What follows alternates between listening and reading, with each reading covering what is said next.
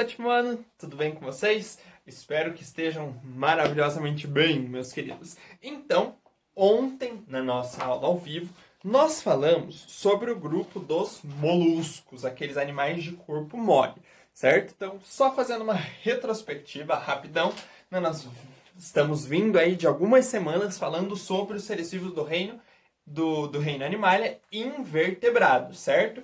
Então, bem rapidinho, retomando, nós começamos falando do Bob Esponja, dos poríferos, depois a gente foi para os quinidários, para as águas-vivas, depois a gente foi para os plateumintos e para os nemateumintos, aqueles vermes causadores de doença, que vocês gostaram bastante de ver eles no nosso momento ao vivo. Depois nós passamos para os anelídeos, as minhocas, as sanguessugas, as minhocas do mar, né?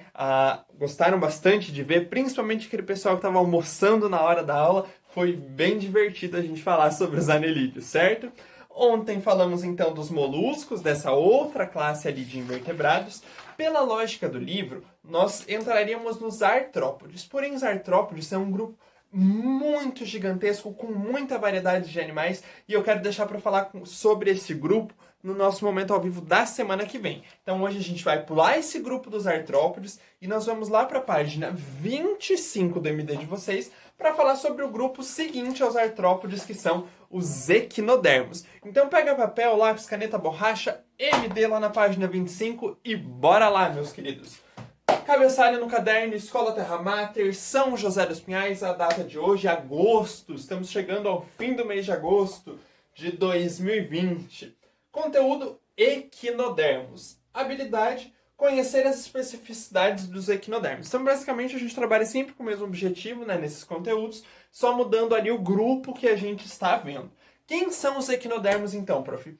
Provavelmente você já assistiu o filme do Procurando Nemo e você viu aquela linda estrela do mar que fica grudada lá no vidro, vira a cabecinha, depois gruda de novo no vidro, né? Então provavelmente você já viu a estrela do mar. Talvez você já tenha visto ela também na praia, quando você viajou, às vezes a gente consegue encontrar algumas estrelas. E também os ouriços. Então aquele animal que parece assim, tem um monte de espinho no corpo dele, também faz parte dos equinodermos. Então esse é o grupo que a gente vai ver hoje, o grupo dos ouriços e das estrelas do mar, certo? Trouxe vocês aqui mais pertinho para a gente poder dar uma olhada, fazer um apanhado geral então das características das estrelas do mar, do ouriço, desses animais que fazem parte dos equinodermos, beleza? Primeiro, mar. Por que mar, prof? Porque é um grupo exclusivo do mar. Não existe equinodermo em água doce, não existe equinodermo na terra. Todos os seres vivos que fazem parte dos equinodermos, eles se encontram lá no mar. Ou seja, não tem estrela da terra, não tem estrela do rio, só tem estrela do mar. E o ouriço é a mesma coisa. Ele vai viver ali na região dos costões rochosos, sabe? As praias do Paraná, de Santa Catarina também tem bastante disso.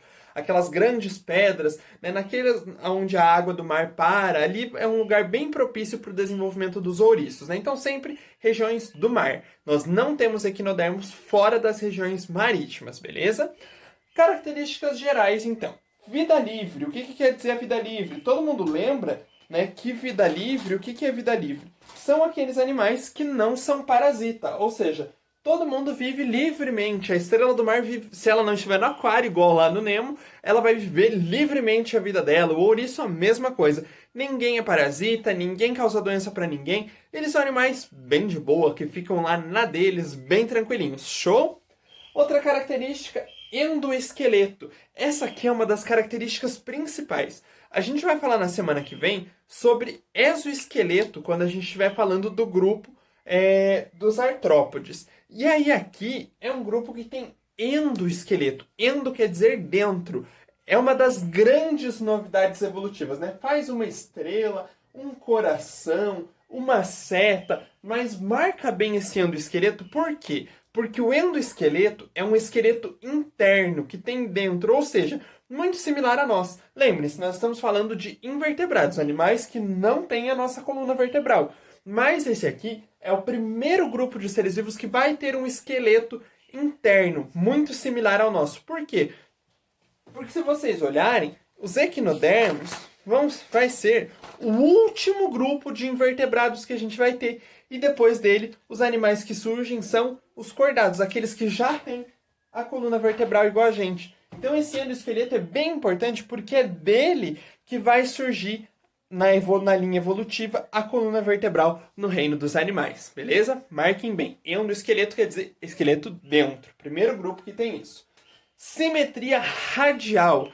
Lembram que nós falávamos lá nos plateumintos, nos nemateumintos, de simetria bilateral? Se eu cortasse no meio, os dois lados eram idênticos. Aqui não tem isso. A simetria aqui é radial. Ou seja, é igual eu e você. Se a gente cortar no meio, não é idêntico. Cada lado do corpo vai ter as suas especificidades. Então isso acontece com a estrela do mar. Por mais perfeitinha e bonita que ela seja, se eu cortar ela no meio, ela não vai ter os dois lados idênticos. Por quê? Porque ela tem simetria radial. Sistema digestório, né? SD de sistema digestório bidirecional, ou seja, com boca e ânus, né? Então, dois orifícios. Um orifício por onde vai entrar o alimento e um orifício por onde vai sair e ser expelido aquilo que é excreta, beleza?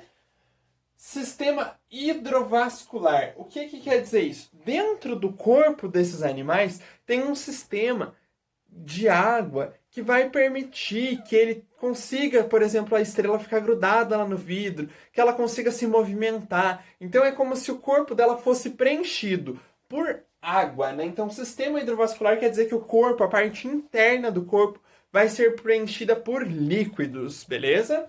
Por fim, pés ambulacrais. Essa aqui é uma característica bem legal desses animais também. Se você olhar a estrela do mar ou o ouriço, você vai ver que ele tem um monte de pezinhos, que a gente chama de pés ambulacrais. São bem pequenininhos, que ficam lá na superfície axial inferior, né, desse animal. E aí, esses pés vão permitir que eles se movimentem, que eles se locomovam. Por mais que devagar, eles conseguem se movimentar. E isso ajuda bastante também nos processos de alimentação.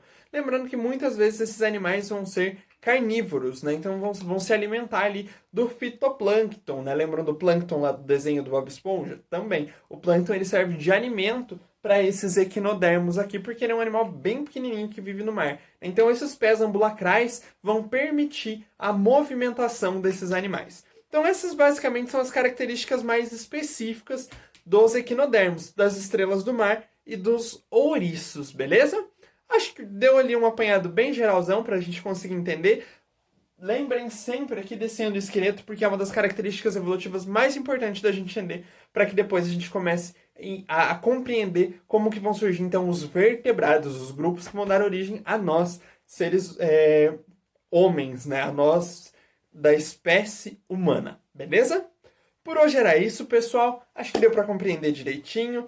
Um forte abraço para vocês, um bom final de semana e até semana que vem.